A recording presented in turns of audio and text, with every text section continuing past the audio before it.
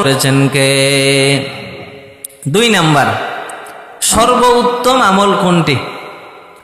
সহিহ বুখারী হাদিস নাম্বার 527, হাদিসের রাবি আব্দুল্লাহ ইবনে মাসউদ তিনি বলেন, وعن عبد الله بن مسعود رضي الله تعالى عنه قال আল্লাহর নবীর সাহাবী আব্দুল্লাহ ইবনে মাসউদ হাদিস বর্ণনা করে বলেন, সাআলতুন নাবিয়্য সাল্লাল্লাহু আলাইহি ওয়াসাল্লাম আইয়ুল আমালি আহাব্বু ইলাল্লাহ।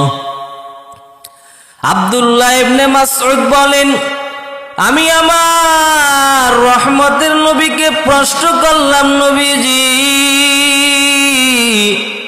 আইয়ুল আমালে আহাব্বু ইলাল্লাহ, সব চাইতে উত্তম আমল যেটা আল্লাহ পছন্দ করেন সেই আমলটা বলেন।